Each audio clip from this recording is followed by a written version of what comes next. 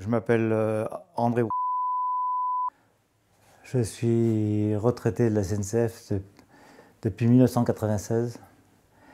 Et voilà, donc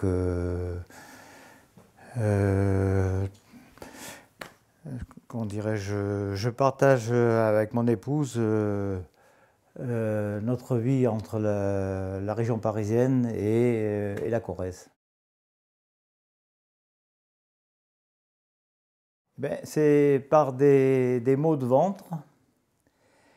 Des maux de ventre et un amaigrissement assez prononcé. J'ai perdu 9 kilos.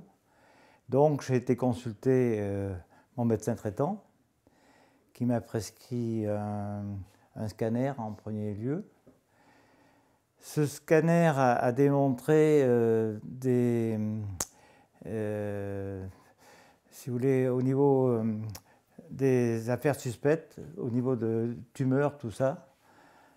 Et donc, j'ai reconsulté mon médecin traitant qui m'a, comment dirais-je, prescrit un IRM.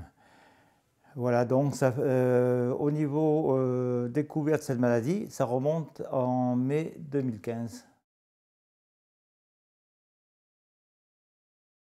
Le plus, c'est d'avoir l'assurance d'un premier gastro-entérologue qui m'a rassuré. Le deuxième gastro-entérologue que j'ai vu donc, dans un hôpital parisien qui me suit depuis 2015. Donc depuis 2015. Ça m'a beaucoup aidé parce que les traitements ont été efficaces, tout se passe bien jusqu'à maintenant. Quand j'ai passé mon premier scanner, j'ai eu la désagréable surprise du radiologue m'annonçant que j'avais une tumeur. Donc, et ce monsieur, il n'avait pas un brin de psychologie, carrément.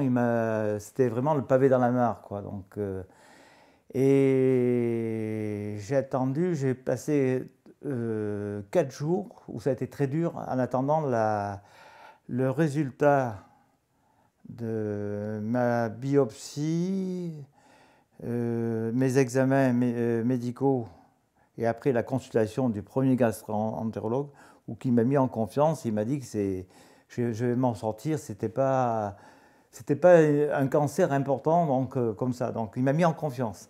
Mais ça a été très dur pendant 4 jours au niveau moral, c'est tout ça, par l'annonce de ce radiologue qui manquait complètement de psychologie. Quand on apprend ce genre de maladie, c'est vrai que ça en met un coup au moral. Mais il faut y croire, c'est-à-dire maintenant il y a des moyens de soigner, il y a des nouveaux traitements, donc il faut y croire. Et je peux dire, moi, depuis 2015, bon, ça va pas trop mal avec les traitements, les consultations, d'abord semestrielles, trimestrielles. Ben je donne conseil. Il faut espérer et continuer à être confiant.